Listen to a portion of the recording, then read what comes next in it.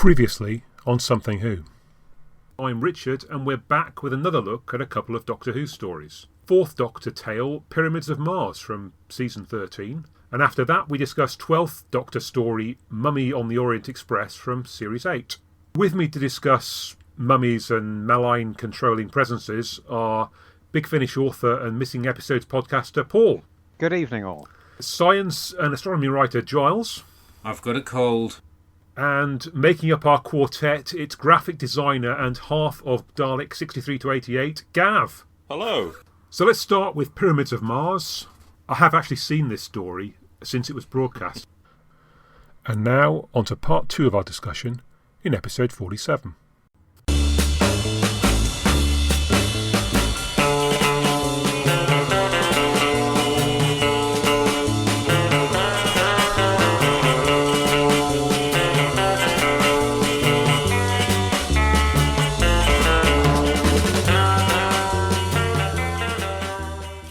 I thought I'd got to the bottom of why I think Robert Holmes is a genius at plotting stories compared to people who get it slightly wrong.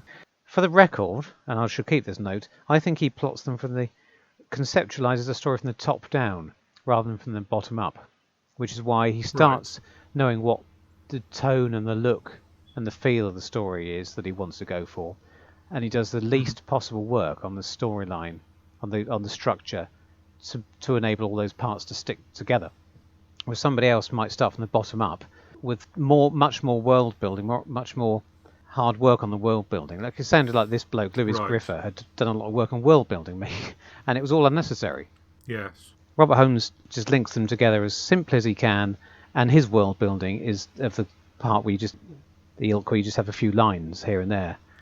Where he says, yes, the Assyrians had destroyed their homeworld, Festra Osiris. It's another one of those marvellous little names that he comes up with. Yeah. Festra Osiris. I remember reading about it in the that program guide, which was full of exotic sounding names. And every time I came across a really good one, it would be Mutter Spiral or whatever. It was always Robert Holmes.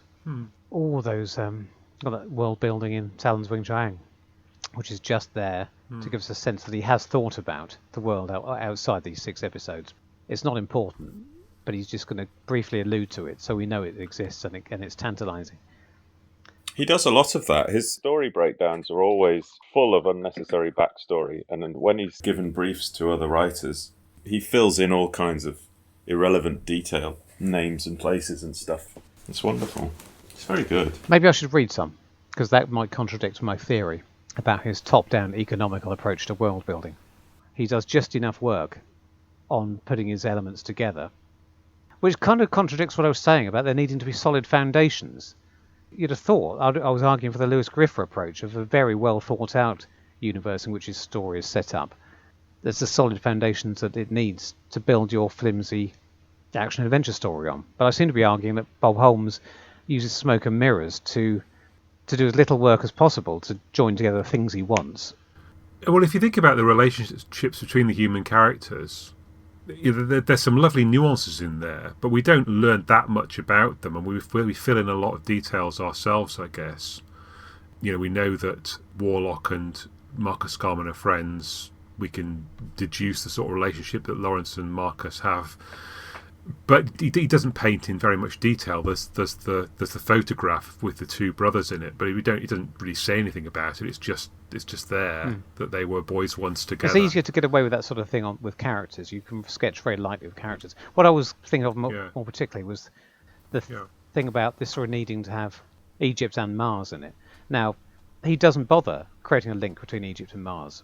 The other writer did, and Bob decided, nope, I don't need one. So he then starts from the premise that Mars is in this, and then works backwards. What can I do about that? And that's why we get the bit about the radio, how long it takes radio waves to reach from Earth. So he does Mars does become relevant in the story, but it doesn't need to be linked to Egypt thematically in any way. It's just a stopping off point for the Assyrians on the way to Earth. But perhaps he didn't realise that he didn't need any more than that until he saw Lewis Griffer's plot and thought, no, that's too much. Perhaps that helps him realise, which is rather unfair to the other writer. Yeah, I'm just thinking about the process, because it is a pain knowing how much work to do to link everything together.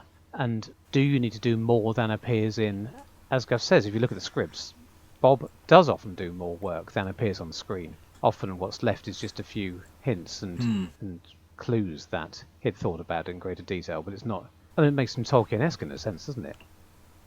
But I don't really. That's not the Bob Holmes I think of when he comes up with an almost Bible for the universe of the story he's writing before he starts on it.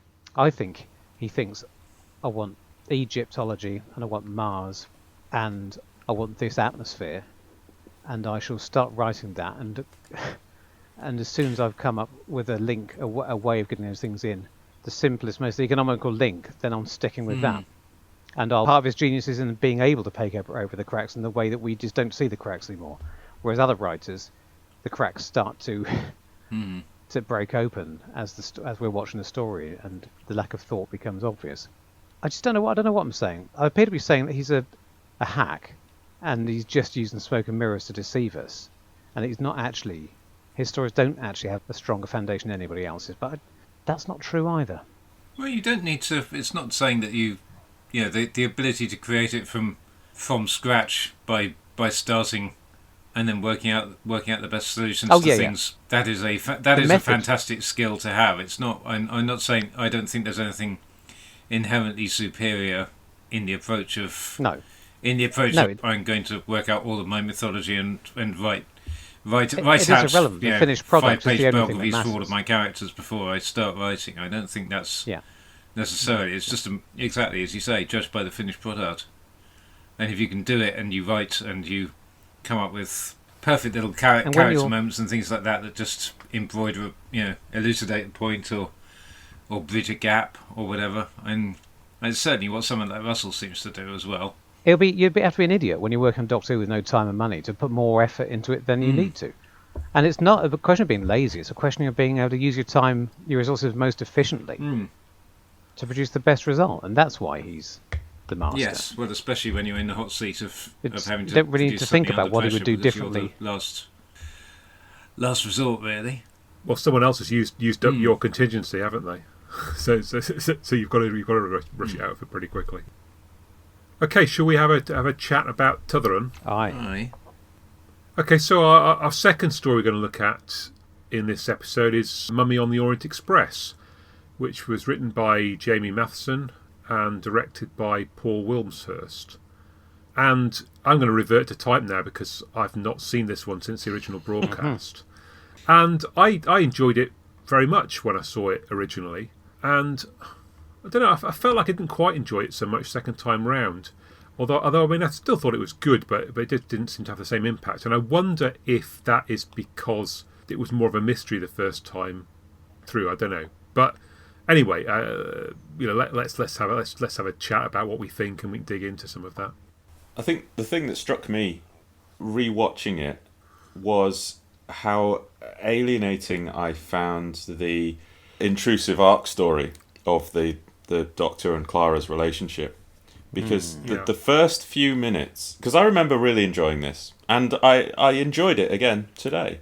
Yeah. But when it started, and right up to the bit where the cover of the Queen song is playing, I just thought, this is the stuff. This is just more the classic than I even remember it. And I remember it being quite good. And then instantly it flips and the Doctor's really horrible to Clara. And then that's picked up in the storyline of, they've had a falling out that I don't remember. And my impression watching it today was this would have been the experience of the casual viewer. Dipping into Doctor Who. I haven't seen Doctor Who for a while. Let's watch a space adventure today. Oh, this Doctor, he's quite fun. He's a bit older than I remember because I last watched it with David Tennant. And then instantly he's just obnoxious and you're completely on the back foot as an outsider.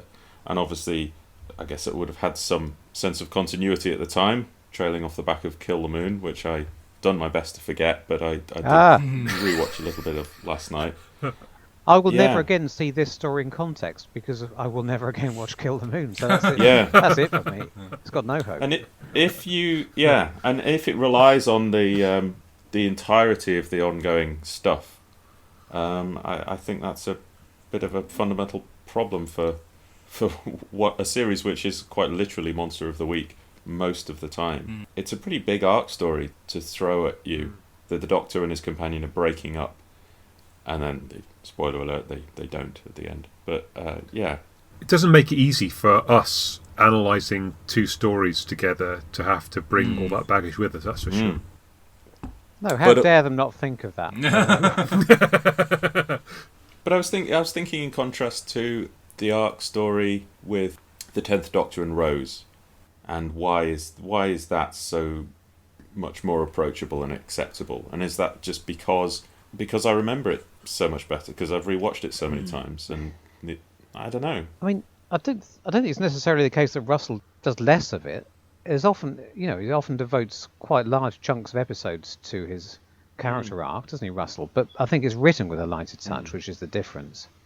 Now, you weren't here. You unfortunately missed our Tooth and Claw one, but when we went into Tooth and Claw, I was expecting to be annoyed by the character stuff because it was in the middle of all that, what I'd remembered as the Doctor and Rose getting a bit up themselves and get their comeuppance story. But it was actually treated a bit more lightly than I remembered, and it works quite nicely. Whereas, as you say, one isn't saying when one criticises this that I don't know why I started this sentence with one. I can't carry on with it. I'll never make it.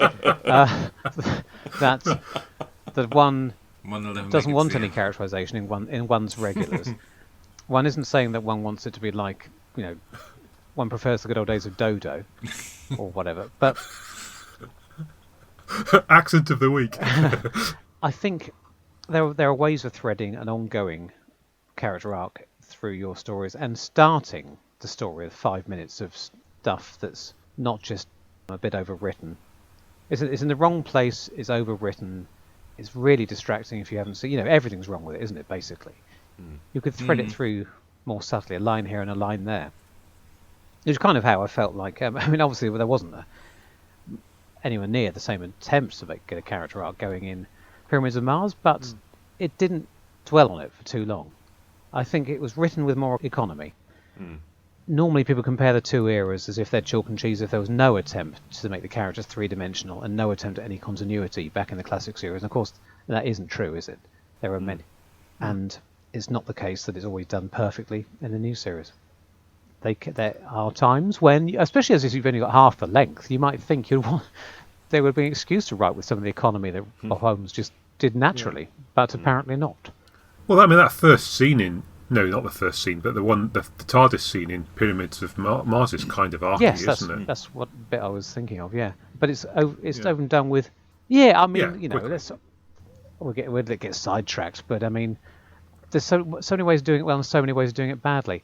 All through the early 80s, you've got stories starting with some weird apparent attempt to create some character continuity from the previous story, but which never says anything about characters. It's just really clunky lines about what happened the last time, often for different reasons. Sometimes because they had to cut the end of the last story, so you have to start this one with, has the Mara really gone? Because there was a bit, but most of the time, for whatever the reason was, it's always ham-fisted, isn't it, really? That's what this reminded me of. It sort of kept hammering us over the head with, there's a crisis. And I was metaphorically thrashing around trying to Google story orders and thinking, what the hell happened in Colour Moon? And the forgivable thing would be, okay, spend 2 minutes on it, but at least bring casual viewers who haven't seen or don't remember the last episode up to speed on why they're in this situation, why they're in this. That's true. In having a relationship crisis. Yeah, if you really want to make link the two stories with that character beat, then whatever it was that came between them in that story that specific ethical choice should be mirrored and resolved here. But of course it isn't. Well, I think last week she didn't like him, now she does. But it's not because of anything specific. It's just ergo you shouldn't have done it. As I recall, ignoring all the moon egg stuff and so on, isn't it that the Doctor sods off and leaves Clara to it to sort out the... Yes. Precisely. I remember. Yes. It's completely unjustified. It's a really fake ethical dilemma, which is founded on a false premise. You have to you have to sort it out. You have to You're sort human. it out because it's not up to me. It's for humans to resolve this problem of the giant space egg. Please stop talking about it. Yeah. I'm actually remembering this from the one time that I saw it, because I won't be watching it again either. But yeah, so I mean, actually, I know what they're talking about. But even so, it's hard to care about it. I mean, I suppose that's the other aspect of Clara. She's the impossible girl in the second half of of series 7, and then suddenly she's the duplicitous girl in series 8 for some reason. We've got all this constantly shifting character, but yes, if you're going to devote that time to it, the least you can do is it doesn't take much of that time to throw in a line where Clara says, "Well, you just sodded off and left me in the middle of a global crisis." Yeah. Well, some line to indicate why she's pissed off at him and why she has her doubts. We didn't like it. We didn't think this worked. But how does it fit in the context of season? Where are we? 8. Series 8. Sorry, series 8. You can take the boy out of the old. Yeah, I was going to say the master hasn't turned up yet. I can't remember how many stories from this series we've covered, but we have just touched on the point of the Doctor's characterization, the 12th Doctor's characterization, haven't we? You put it in context way back when we did Deep Breath, Giles, I remember, which we were surprised that Doctor Who wasn't actually that much of an arse in Deep Breath, and you remind us that came later. And is it up and down through that series? This attempt to make him seem, I don't know what they were going for, whatever it was they were doing. Is it consistent? And pretty much obnoxious all the way afterwards, isn't he? I don't think it's. But that's not what they were. I mean, a Caretaker in particular. What they were trying to do is take the character point, which dates all the way back to the Pyramids of Mars. The Doctor is an alien, so we shouldn't assume he would think like a human because he's got the bigger picture, and to do that seriously. But to overlay onto it the personality of Malcolm Tucker. But why does he shout PE at a quite an intellectual black guy quite nastily for about half of an episode? I mean that's nothing to do with him not being human. It's just him being an arse, isn't it? Yes, it was badly done in most stories of this season. By reminding me of some of the other episodes, you're almost making me feel more fondly about this one, where. What it does succeed in doing is taking this brusque new personality and building it up into almost callousness, but then pulling the rug out from us at the end and showing us that it wasn't callousness. But does it earn that trick? Because Doctor Who is able to say, "Oh, did you believe me? I did it for a reason." I mean, it's a bit like Curse of Fenric, isn't it? It's not so much the Ace has to believe that he's turned against Earth, but it's almost like that. Remind us what the reason was. The supporting character, he's finally come up with a plan. After he's learned every time somebody dies, he's learned a little bit more about the nature of this foe, and he thinks one more attempt might be enough. He has to. I think he's determined that he can get to the bottom of it if he can get the creature to attack him. He knows it's going to go after Macy. Yes, and he also, that's right, and he knows that he's going to go for somebody else first, so he has a clever science fiction-y way of transferring its attentions from Maisie to himself. He can't let her in on the secret because I don't know what he says, but she might. In case it doesn't work, he doesn't want to give false hope that he. Right. He didn't want to promise that he could cure her because he said if she dies, he would just move on to the next person and the next person until he finally found a way to beat it. Until he ran out of speaking cast. Yes. That's mostly what I remembered from this episode. Him, and of course it was quite. Would I say it was quite controversial. A lot of people disliked his callousness in the face of the deaths of the Professor character and David Bamber. And going back to it, it's not as bad as. No. Well, it comes and goes. In those, that is quite clever stuff, isn't it? Especially with the Professor, where they seem to reach an understand. They both understand that there's nothing he can do to stop it now. Now the 66 seconds have started, and so it's in everyone's interest for him to try and put his panic to one side and rationally analyse what he's seeing for the greater good. And we even get in the last sort of 20 seconds. the thing that's going to solve the problem at the end. That there is a sort of some special pleading that might stop it from attacking. That's what the professor reveals just before he dies. Yeah.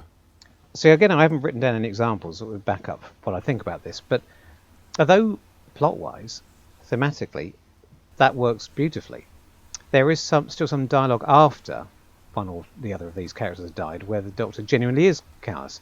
They could just explain calmly why he can see the bigger picture and why he's acted the way he does, but it's over. I think it's overwritten, isn't it? And he genuinely is dismissive.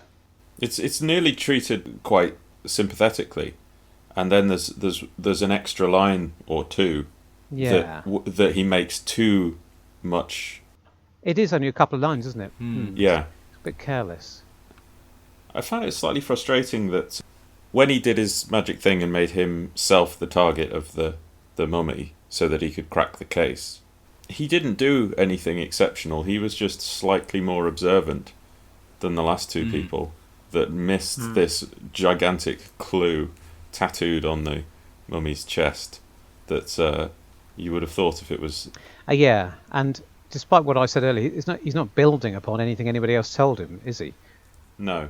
Well, apart from the professor's line about the magic words, which he dismisses out of hand. Remind me. As Richard said, when it's stalking the professor, one of the last things he says is, in some mythologies you can plead, in some stories you can plead with it. There's a special way of, there's something that will stop it. And then Capaldi, that's what leads Capaldi to put two and two together. Once he thought flag, soldier, hang on, there's a special word, Oh, we surrender. Yes, that leads him to we surrender. Yes. Right, but that's not something he's observed. That's just something the professor could have told him at any point. Yes, this is true. Yes. Oh yes, right. Yeah, he did. So he says it in extremis of the mummy tracking him down. Again, out of desperation. Don't like to criticise it for something it didn't do, but I feel like it might have been neater if they had made a specific tangible observation on each of those previous deaths. But it turns out they were pointless. That nobody did say anything under pressure that really helped the Doctor. There was only one observation, and he made it himself. So... Yeah, if the penultimate guy to die had said, "There's some kind of writing, I think, but I can't," and then the Doctor had taken that chance to focus on it, and he'd pulled a bandage off or something that had revealed enough more. So rather than doing what everyone else was doing, which is saying how tall he was or how many teeth he had, that it was something to use his 66 seconds on. The 66 seconds, it was a frustration because it's the Orient Express. It's set up as an Agatha Christie style situation. And although the function of the mummy is the mystery to some extent, a big component of that is 66 seconds and why 66 seconds. And so much so that there's a non-diegetical thing on screen. I was hoping you'd say that. I mean, that's really rare in Doctor Who, to have a thing that we're privy to that the characters aren't. And so this signpost is in our faces that there's a mystery to crack here. So that you, the viewer, should think carefully about 66 seconds because there's something fascinating and interesting to solve, to focus on. And then, like all of the worst detective novels, you have absolutely no hope of knowing what the solution was or what it had anything to do with, and it's so frustrating and it's so unsatisfying when they give you the solution. That's a good one. I hadn't specifically thought that it fails because it pretends it's going to be an Agatha Christie and isn't, but approaching it from that angle does tie into my dissatisfaction with it, that the solution is less interesting than the mystery. Yeah. I mean, that's a very simple way of explaining why a lot of New Who doesn't work for me. It starts from it's part of that genre which seems to be much more common in the new series than with the old series, of just presenting us with something that we think we understand, but it's not what it appears to be. And you really have, and for my money, you have to come up with an explanation that's satisfying with that. Yeah. I mean, they never did that in the old days, apart from perhaps there's a subset of those where it's history. We're arrived at a point in history where a historical event where we think we know what caused it. It turns out not to be. I never find them particularly interesting in themselves. They're a big gimmick. Yeah. But in New Who, there have been quite a few where you think it's this type of monster. You think this is a vampire, or it's a werewolf, or it's a mummy. I mean, they've done the whole gamut, haven't they? But it's not. It's something science fiction. Of course it isn't, because it's Doctor Who, and even in the old series, we didn't have real vampires and werewolves and mummies. There was always an explanation behind it. Now, this is the flip of Pyramids, because Bob Holmes didn't make any mystery out of what are these things. They're not. Are they real? Undead Egyptians? No, he doesn't bother with that. They're just robots. Here, that's what the entire story is about, and it's clever, the explanation. But for my money, it's underwhelming. And I said the same thing about Vampires in Venice. I didn't find the idea of fish creatures with big teeth that some sort of perception filter makes your brains translate them into vampire. Well, that's underwhelming. It's mildly ingenious, but not enough to justify. You know what I mean? So it's quite a nice little science fiction short story idea. The idea of working from the bottom backwards from what we're given. That this is a soldier, hence the bandages, hence the limp, blah blah blah, and the motivation. It all works. It all makes sense, but it's not so clever that you think, wow, that's amazing. That's really justified my investment in this for 50 minutes. It just feels like stories when the rug is pulled out and the atmosphere. This happens a lot with ghost stories in Doctor Who, because there is no supernatural. That's the one thing where they always have to come up with a technical explanation for why things appear to be paranormal. And it's so hit and miss whether or not it's... Except for Villa Diodati, which seems quite happy to think that there might have been something supernatural. It doesn't attempt to explain it. Sorry, yes. I've pulled you out of yourself. For me, yes, it's part of an increasingly prevalent genre, a style of writing, of approaching that unique narrative structure that Doctor Who has. We're in a genre that you've seen somewhere else, but it's different because we never just present something straight in Doctor Who. We always, it's always something else. And really, if you go down that route, the onus is on you to make sure that it's really satisfying. And again, to return to Agatha Christie, it's like a murder mystery. A number of murder mysteries I've read this last year, researching, trying to work out how to do them well, where the mystery is so intriguing, and then it all falls flat at the last hurdle because the explanation, the how or the who or the why, or any combination thereof, doesn't work. And you just think, well, you've thrown it all away in the last few pages. Why? You must try harder. The mummy isn't just a mummy; it's also a vampire, as well as being neither of those things. It isn't also X; it's also Y, but neither. Yeah, so it is draining energy from people, isn't it? Yeah, that's how it's. Yeah. And I'm not as down on it as you are, Paul. Yeah, sorry. Yeah, I think the central conceit with the mummy is clever. For me, I thought, okay, that does work pretty well. It might have been, perhaps thematically, one wanted to have some hint of stuff to do with soldiery and war and stuff like that. Worked more into what was there, which I know from. We'll probably come on to discuss the prehistory of this particular script because it seems to have had very, very complicated things worked out about it before it was stripped down to this and kind of repurposed. So, but I think what in the finished product, what doesn't work for me is just the kind of superstructure of the whole thing with Gus and the mystery and because it strips. It feels like I was only talking about it now, and you saying about stripping away the mystery and so on. I was just thinking, well, hang on. Halfway through, we get that reveal, and the surroundings of the train fall away and become this laboratory, and some of the extras are jettisoned or dematerialised because they're simulations or whatever. But unlike the rest of them, which turn out to be extremely well-rounded characters, like the bloke who looks like Albert Einstein. Yeah, this is the other thing that we'll come on to that. But I just to complete that. Just to complete that thought, I then thought, well, hang on, but then that doesn't add anything to the. It's just a reveal for the sake of a reveal. I don't think that the laboratory. And it makes it less interesting. And it makes it less visually interesting. It makes it less. They're just standing around in a laboratory instead of being on a more exciting environment of the train carriage and so on. And it doesn't actually contribute anything to the resolution of the plot.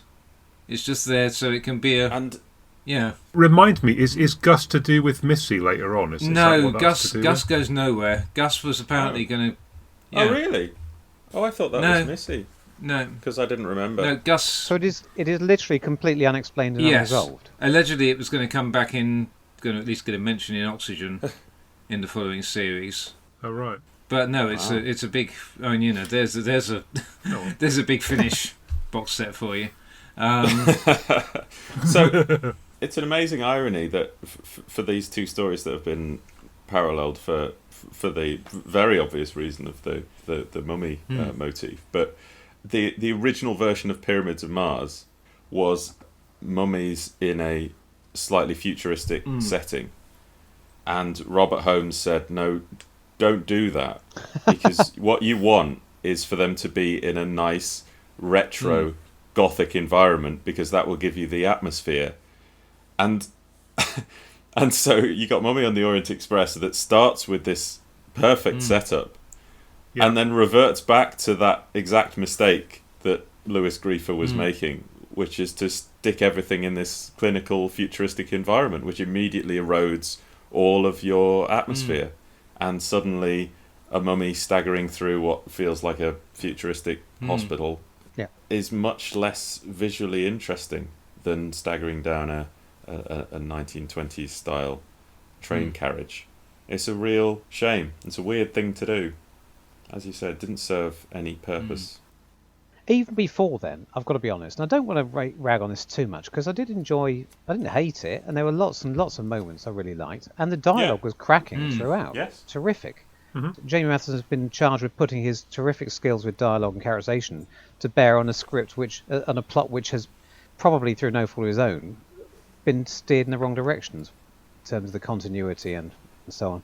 But even before the more visually interesting parts of the more atmospheric parts, the setup, are stripped away, it still doesn't do a lot with that setup. It's I think it suffers from. I was talking last time about how Tooth and Claw.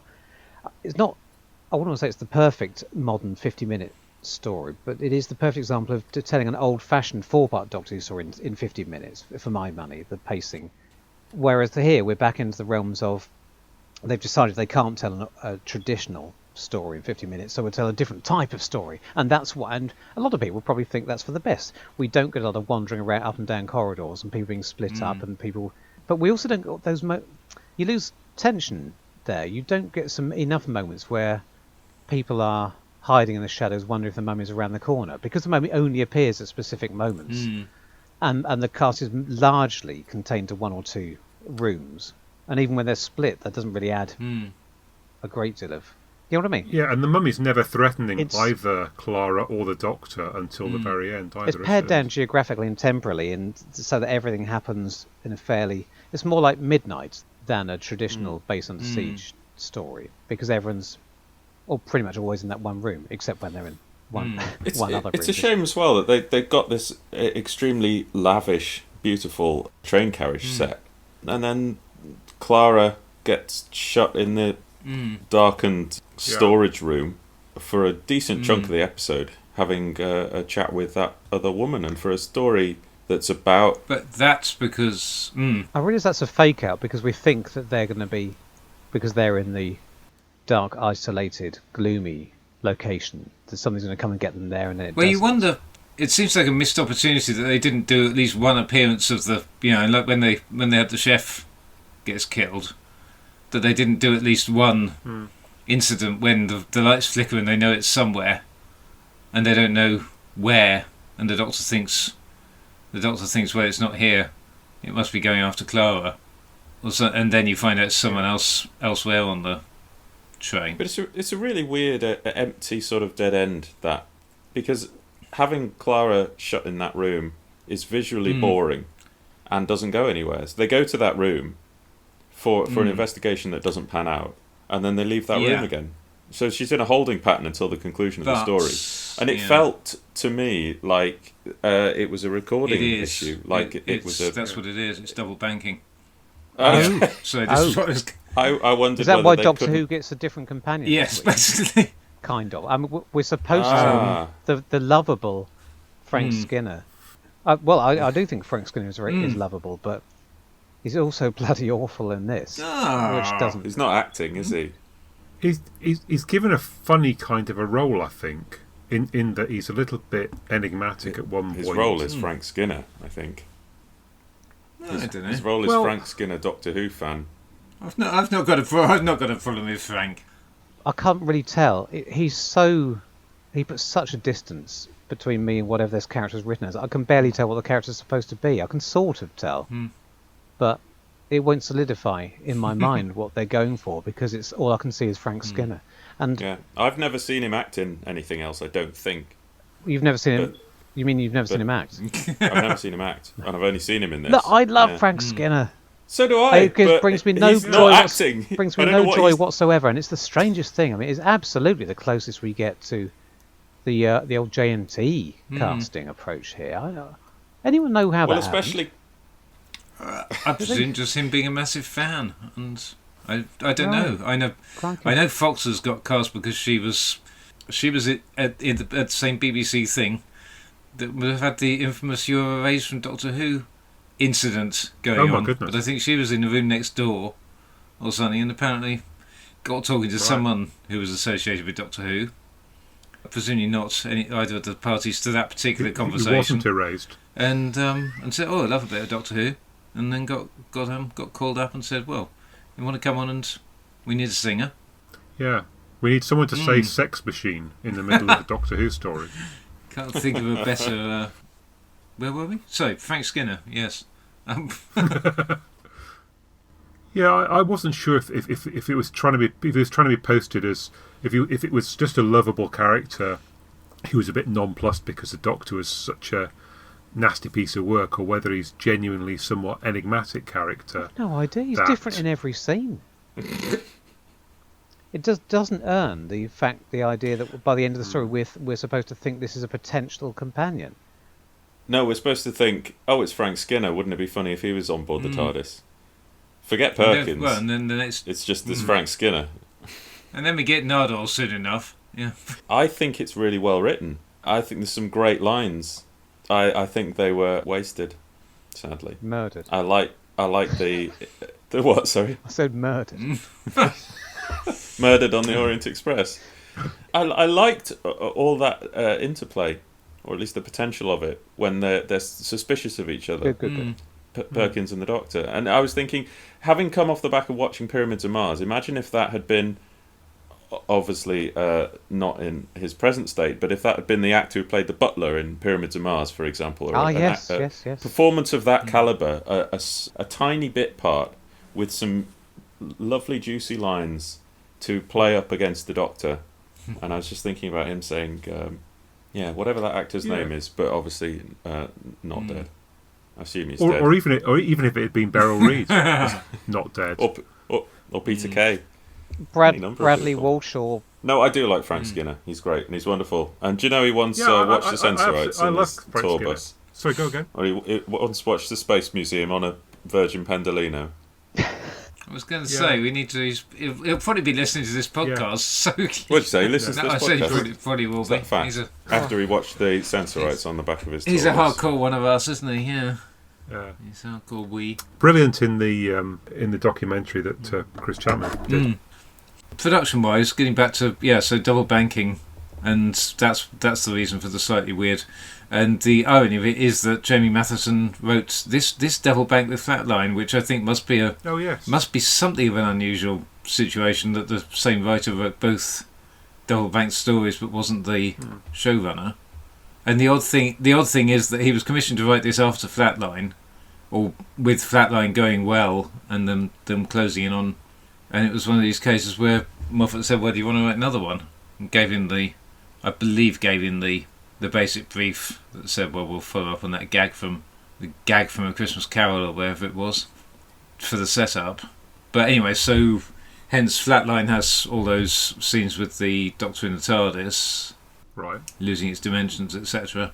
And this has Clara locked away with Maisie in the old carriage. Really hobbles it. It rarely works when they solve the casting issues by putting your companion off in another room with one supporting character for an extended scene. Right back from the Dickens one, I remember they wrote didn't they write some extra padding? Oh no, maybe they didn't. Maybe I'm just imagining it was padding. But I remember all those years ago, there's a long scene of Rose nattering to a supporting character Gwyneth, in a pantry, which just felt like it had been added to build up the time or for some obscure reason. Maybe it hadn't. I have a feeling you could be right. Are you mixing it up with the end of the world scene? Oh, where she talks to the blue attendant? That is written for padding because they were underrunning. It is. I might well be. It might be that in At the End of the World, Russell wrote some padding which didn't feel like it because he's a genius, and in the next stories, somebody else wrote a scene that did feel like padding even though it wasn't. Anyway, here, yes, I mean, whereas Flatline gets away with it because it's the Doctor and you've put him in and you've come up with a story reason for him to be somewhere separate. You've hung a lampshade on it, I suppose, as the young people say. And the Doctor in the TARDIS is visually more interesting than Clara against a dark wall. Apparently it's the Big Bang it's mentioned. Of course. Yes, that's the end of Matt Smith. I knew it was an end of season or end of, it was a cliffhanger. Did you want to get, I mean, you mentioned earlier, Giles, this thing about a genesis of the story, which I have to admit I know nothing about, but I wonder if you wanted to elaborate. I would probably be horribly inaccurate because I've only kind of skimmed there seem to be there's copious details about early drafts in the complete history, but the basic the simple version that I could understand is that the original concepts they had, it was going to be more Agatha Christie-ish, that they were on a tour of the Seven Wonders of the Universe on the Orient Express with stop-offs, and so there were going to be scenes set on at least a couple of planets that were amongst these wonders of the universe, and that the foretold were in something that sounds to me a bit like he recycled them for Oxygen. The foretold were going to be sentient spacesuits of some sort that, well, the bandages, I think the bandages would kind of wrap around people and turn them into foretold, and there were going to be more than one of them, and I believe in one draft Clara was turned into one, but the idea was there was kind of super soldier suits that were designed to keep their occupants alive regardless of their occupants having much say about it, which does sound a bit like the Oxygen, where you have the zombie suits, as it were, carrying people around even though they're dead. Mm-hmm. Am I misremembering Oxygen? I don't really like that. Silence in the Library. Oh, Silence it's in there as well, but there's something similar in Oxygen, isn't there? I believe. Yeah. I haven't seen that since broadcast. Well, in Silence in the Library, they've been taken over by the dust, haven't they? Vashta Nerada. Whereas in Oxygen, are they literally just empty spacesuits that can perform tasks on their own? No, they do kill the occupants inside them, don't they? Okay, so they are tax them to death. Okay, so hang on. There's spacesuits that can move and act autonomously, regardless of whether or not there's so many in them. Yeah, I believe they might as well be empty because they've got a dead body. Yeah, in them. I believe. Unlike the Impossible Astronaut, which is a spacesuit that has a small girl in it, a bit like the Davros in Remember the Daleks, which has a small girl in it. But I'm listing now some of the best ideas Doctor has in ever Impossible presented. Astronaut, the spacesuit can function without the girl in it. Because Even it though walks it's around empty. Yes. Good point. Whereas the spacesuits in Ambassadors. Yes. We're basically just remembering things. Yes. It's good, isn't it? Anyway, but yes, so that was at least some of the earlier drafts involved, like, you know, had more emphasis on these soldier suits and so on, and apparently they got quite complicated and anecdotally in there's something about Moffat's sitting down Jamie Matheson and just saying, well, look, what is the foretold ultimately, and then that being the genesis for like a redraft in which it came much closer to what we ended up getting on screen and jettisoned a lot of these extra ideas. If these are medical bandages wrapped around somebody who's injured, then you're now more into the Invisible Man's sort of realm, aren't you? So they should have had a scene where he wraps himself and there's nobody underneath, like Omega in the Three Doctors. God, that would have been so different, but equally lame. So it all fits into this kind of soldier theme from Series 8, which didn't really go anywhere either. Do you think that was good mandated? Point. It's a bit like Gus. Who does the voice of Gus? It's John Sessions. Oh, is it? Oh, yes. Ah, because I was thinking it was Fort Prefect. Which one? Jeff McGivern. Exactly. Yeah, I was thinking when I heard it, I thought, oh, that's Jeff McGivern, because I've been enjoying him turning up frequently on Ghosts, shouting bitches. Yes, it does sound. Well, it could of course be John Sessions doing his impression. It could be, yes. Yeah, I mean, yeah, much cheaper than getting Jeffrey McGivern in,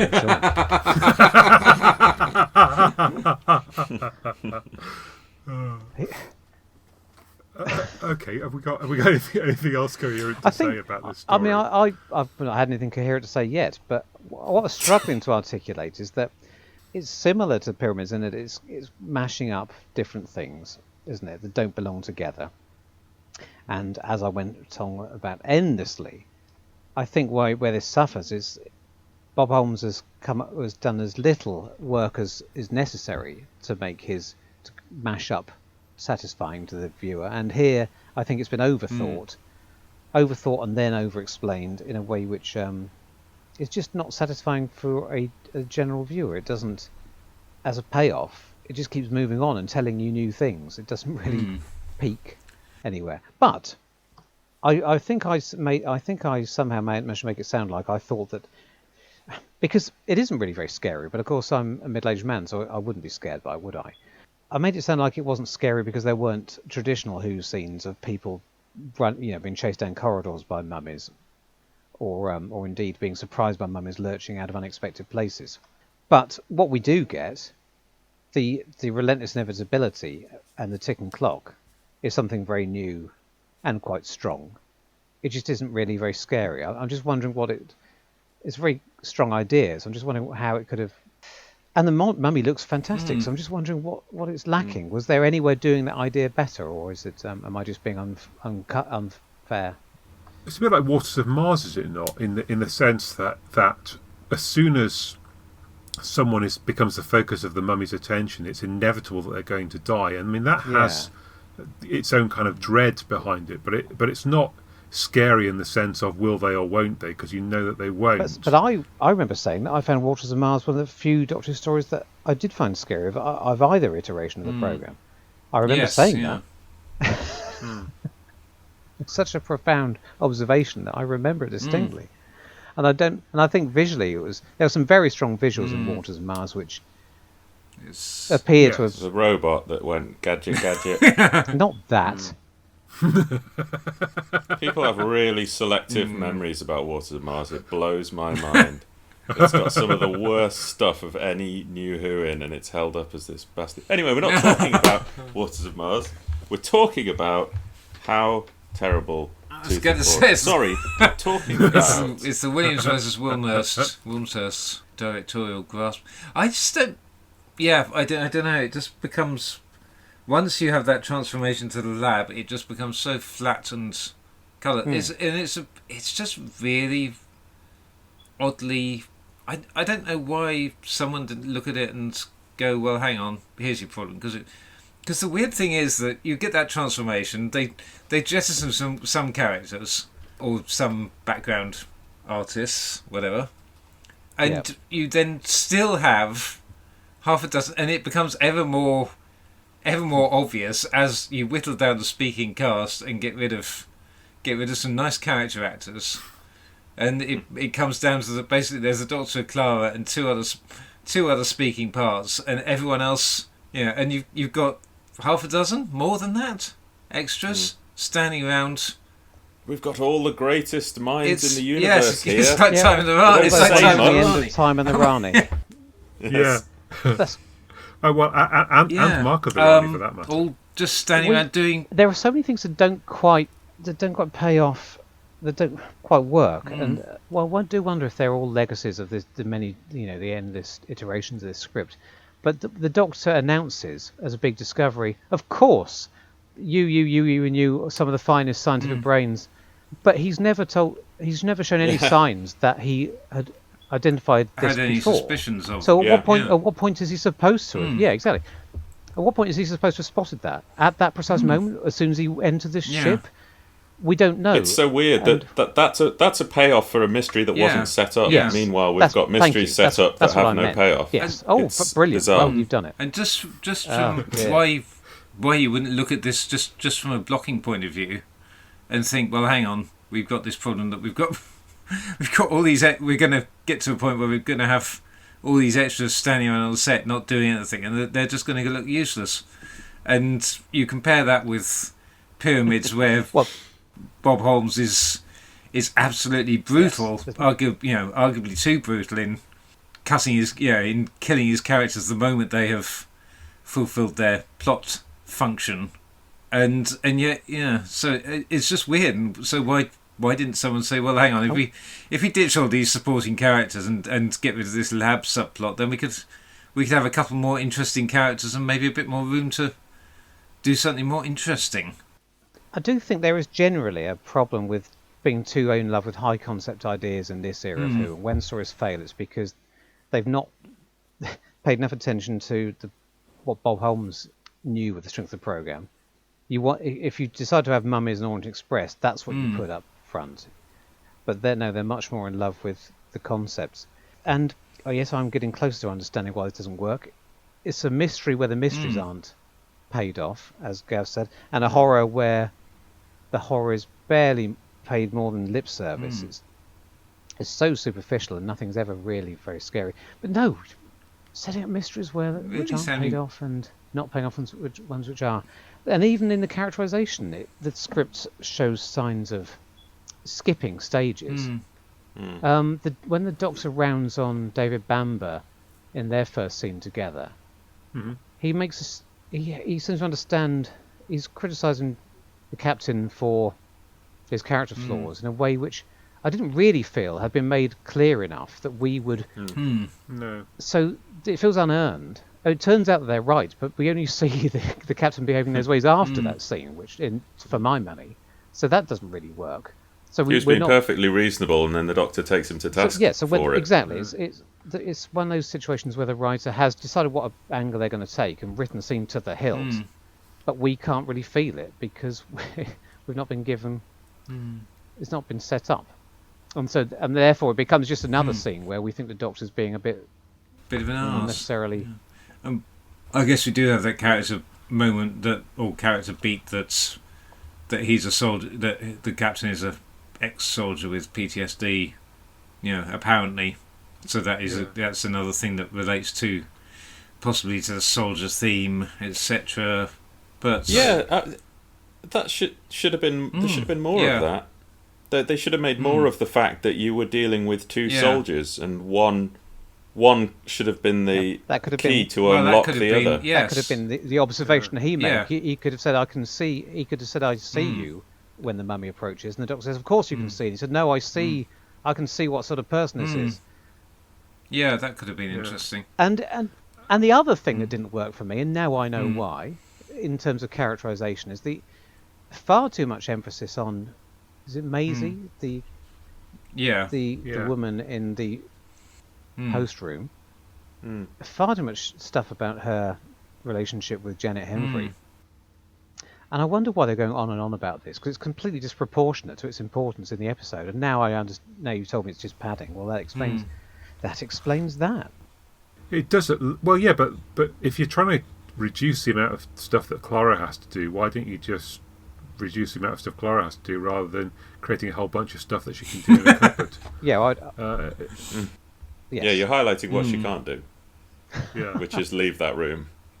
Yes, they have that sort of little reference, I suppose, to the Bechdel test, I suppose, which is it's nice in a way, but also why couldn't they actually talk about something other than a bloke? Anyway, there we go. I'm always wary about that thing of criticising the story for the story that it could have been or whatever. But it does feel to me like, well, if you'd had a couple more speaking characters make it through to the end, because the idea, the central concept that that it's some kind of test and so on. But why didn't you have? If you'd had a couple more characters could have survived, then you could have had a mystery, and Gus could have, Perkins could have revealed himself as being Gus all along. Okay, maybe not Perkins. There are no actual twists. Yeah, or but that could have been quite a good. That had been. I know they're a bit cheap. You know that it's the moment the lab thing falls away, it's revealed that okay, this is all an experiment because Gus wants to learn about the mummy. Why? Why does he want to find out about the mummy? I am correct about that, aren't I? That it wants to. Why don't they just steer away from that part of the galaxy or whatever? Well, the inference is that Gus wants to exploit it and weaponize it. There's some line of dialogue like, "We'll work out how it operates and make use of it," or words to that effect. But I see. That's all you get. Okay. But yes, so if that motive was skewed to, so it was picking off the weakest, and it had been unleashed, but that motive was transferred to someone who was actually surviving on the train, then you could have a nice bit of a twisty reveal, perhaps that it was Maisie all along. Is that consistent behaviour with a soldier? Is that another mystery that doesn't? It gives you a clue and then takes a left at the traffic lights. Because the reasoning is that they work out that it's people being killed in increasing order of ill health. Yeah. And so it's the terminally ill person and then the slightly ill person and then the person with mental health problems. That doesn't mesh with the idea that that's a soldier. That's not how You've got to be soldiers operate. It's on the battlefield is locating the enemies with his lung transplants and shooting at them first, and then goes, well, he's got depression, I'll pick him off next. How does he know that? Yeah. And to be honest, and I do think, with the same caveat that Giles has mentioned, that if this had more time to breathe this story, I think then these people could have been picked off rather than it all being set in the same room with everyone crowded around. And I realise it's trying to do something different with the idea that this thing is homing in on its target, nobody else can see it, and that's clever. But I just think the old-fashioned approach, if they're all in their own separate you don't cabins, get any sleeper cabins, and you don't know it's picking off people one by one, like, for example, and then there were none, to keep up the Agatha Christie theme. I just think that would have been better. And then there was Mum. Right. Got to stop now. Gavin's won the podcast. Yeah. I feel really cheap by suggesting that the story would have been better if they hadn't tried so hard to be original and just fallen back on pastiching old tropes that have been done from decades ago. But I think Pyramids of Mars proves that I'm right. But this is the thing: if you hang your whole premise on a high concept that demands a payoff, then you have to make sure that payoff is equal to the amount of time invested in it throughout the story. And Pyramids of Mars very quickly gives you the setup and the threat level, and then doesn't try to twist you and turn you throughout. It changes the stakes. Yeah, it gives you a situation, and it's got the confidence to stick with it. Yeah, the Doctor defeats the baddie halfway through, but then the baddie has a backup plan, and then it keeps moving within its own confines. What I feel about rather than saying you'll never believe who Sutekh is by the end of this story. What I feel the problem with some modern Who when it doesn't work so well for me is that it doesn't have the confidence to stick with one single strong idea. They keep second guessing themselves and thinking, well, that was a good idea, but we can't. Is it strong enough for the whole story? I think we need to add another layer on, and then another 15 minutes have gone by. We need to add another layer on top of that. And throwing more and more ideas at something doesn't make it stronger. It just makes it the opposite. It can dilute. It's like the homeopathic method of storytelling. You one pinch of hammer in a liter of. I'll stop. We had also, just thinking about it in that concept, to sort of reveal of okay, what's the solution and so on. It works in that case, but we had just thinking the context of Series 8, we had Time Heist only a couple of episodes before, which had a rather similar thing with the old three-headed, three-horned monster beast The Thing in the Pit, The Thing in Chains. I can't remember what the hell it was called. Yeah, I remember. But it. We had. I can't remember the explanation for what it was because you haven't seen it since broadcast. And we had highs, didn't we? But we'd had a whole.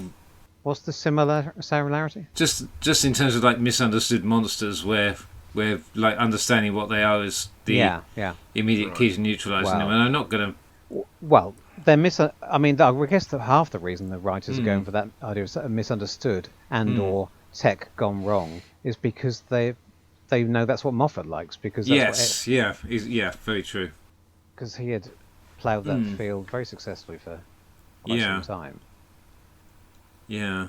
Oh well, definitely. And but sometimes you just want a villain, don't you? And in this story, the only villain is Gus, and we don't even see him. So. Have we done with kicking this story? Where it really I feel really bad because I quite enjoyed watching it. It's quite fun to completely dismantle a story that you rather enjoyed because it's slightly less guilt-inducing. We're being constructive. When Jamie hears this, down in Brighton, he will. I just feel really bad about when Frank Skinner hears this. Yeah. I might. I might have to ask you to edit all that out. Lovely. No. Keep in. Be friends with me now. When you edit out Gav's criticisms of Frank Skinner, I'll record a few extra complaints that you can replace them with. I'll be really vicious this time. I'm a child of the 90s. I grew up with Frank Skinner. I didn't grow up with him at all. I was. Hang on. I thought Richard grew up with Liz Sladen. You grew up with Frank Skinner. Yeah. I think it's as likely that Frank Skinner's going to listen to the podcast as that Matthew Sweet would listen to the one about whatever it was. Anyway, I made fun of his ears. We've had the bloke who designed the werewolf in Tooth and Claw listens to it. This is true. Oh, that's true. Yeah. I'm deliberately calling him the bloke who, as if I don't know, as if I haven't. Exactly who he is. Yeah. The difference is you actually know him. Yeah. Well, my guess the difference is you actually know Matthew Sweet as well.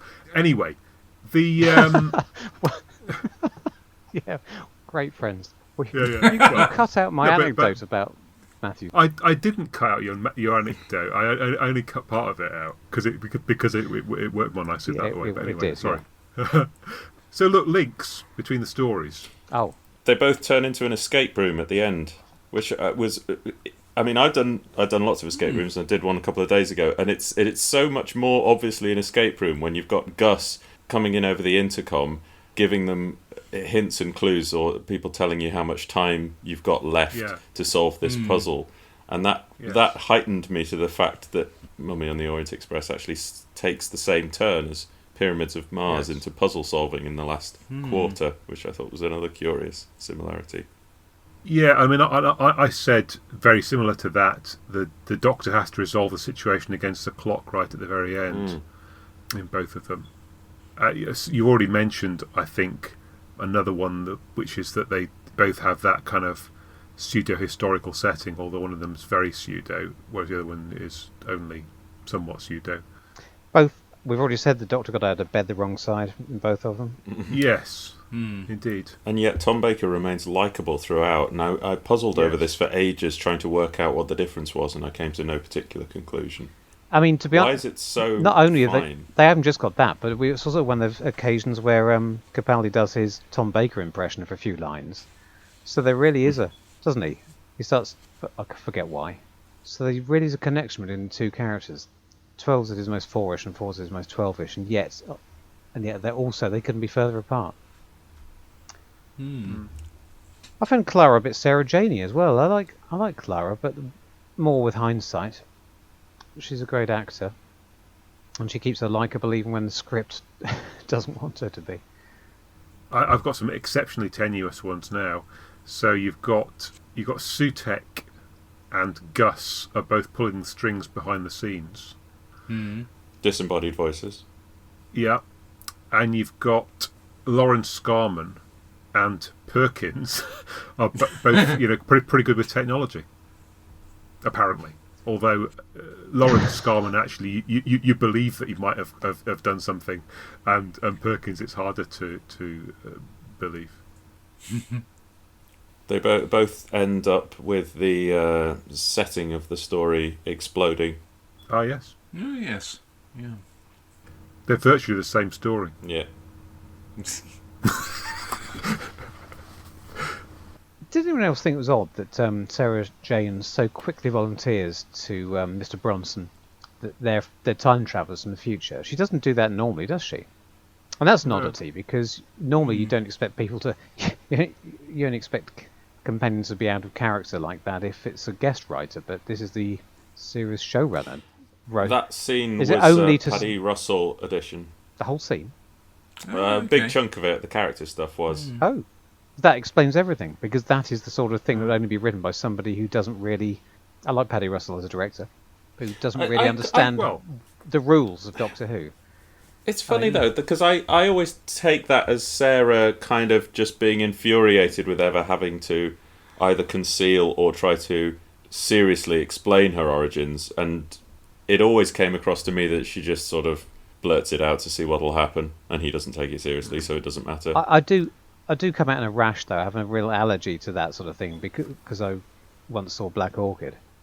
Yeah. Very low tolerance for it now. Yeah. So who came up with 1980 then? Was that Paddy Russell? Was that Liz Sladen? Does that mean there's a general idea that they're from 5 years in the future? Is that because there was never actually a number on it before, but it was always around half a decade, I think that was Robert Holmes. Right. Establishing. It's mentioned an unfeasible number of times in the dialogue. That's what makes it an unavoidable number of times. Yes. From our point of view, it feels like there must have been some unwritten rule in the writer's guide, or maybe not unwritten. I think it was in the Pearl year that he remembered. I think it was Barry Letts had said we set Doctor Who 5 to 10 years in the future to allow for technological advancements, but not or worse to that effect. For change, not for changes in, not for decimalisation or car registration plates, or fashion, or we've done this discussion before, haven't we? Yes. Okay, let's agree to disagree. You should have gone down the Max Headroom route, gone 20 minutes into the future. I'm done, but keep going if you've got anything. No, I've said all my notes. Oh, come on! If we keep going, we can get to 3 hours. Okay, fine. Well, look, thank you, Giles Paul and Gav, for your observations. Thanks for our intrepid listeners who've got this far. But I think we've given you some tasty morsels along the way. If you've enjoyed this, it would be great if you were prepared to like our podcast, write as a review on one of the main platforms, Apple Podcasts in particular, Podchaser's another, and please do keep downloading the ones that you want to listen to, and do visit our back catalogue if you're new to us as well, because there's plenty there that I'm sure would interest you. And we'll be back soonish, typically once a month, and we'll talk some more about another pair of stories then. He said, running out of steam a bit. But in the meantime, tatty bye. Bye. Bye. Bye-bye.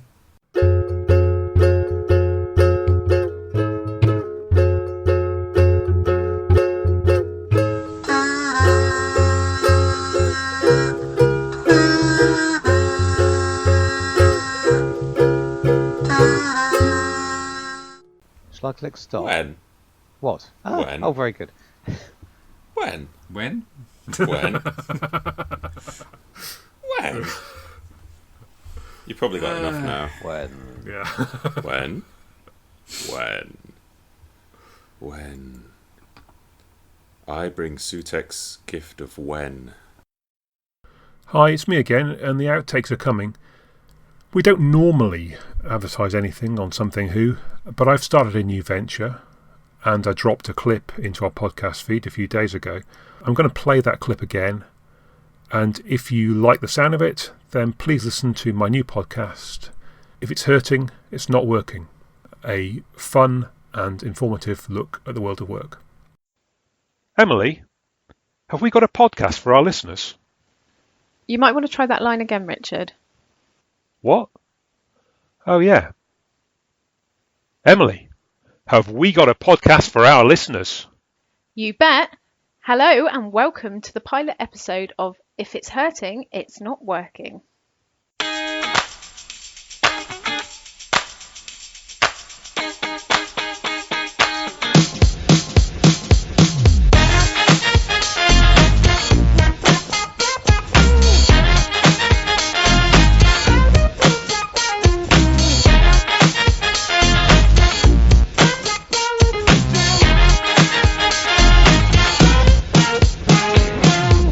Hello, I'm Richard. And I'm Emily. And we're your hosts for a new podcast about working. Most of us have to work for a living, and many of us work for at least 8 hours a day and at least 5 days a week. That's an awful lot of time in our lives to invest in anything, particularly if we're unhappy, bored, or unfulfilled in our work. So we're hoping that this podcast, being all about work, why we work, how we work, and what makes a great job, will be useful to you all. Yeah, and we're also going to talk about what makes a great workplace and how we can turn things around when we're not enjoying our work, and perhaps in the end, how we can all make our work a bit better. So you might be asking yourself, why should I listen to this podcast? What do they know that I don't? Yeah, well, that's an excellent question. And I guess first off, we'll say, here's what we're not.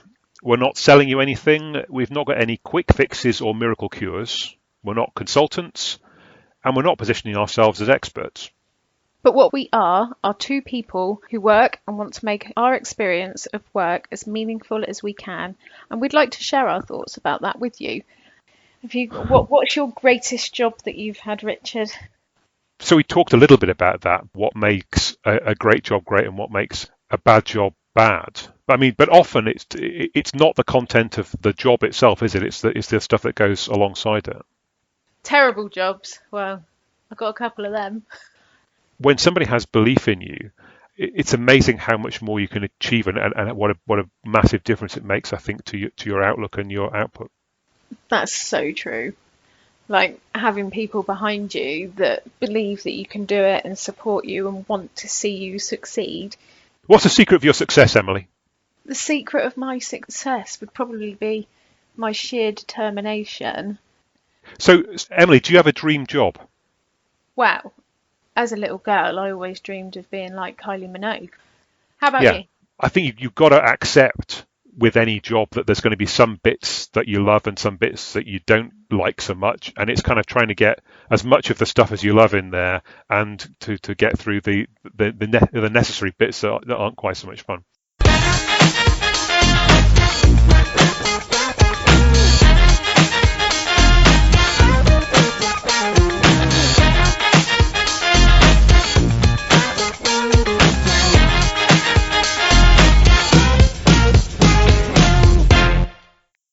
I think that's my secret to success. And back to our outtakes. I can't react to an inauthentic, insincere prompt. I'm sorry, I'm such a method actor. until you can get exactly the right when, we're stuck in a... When? When?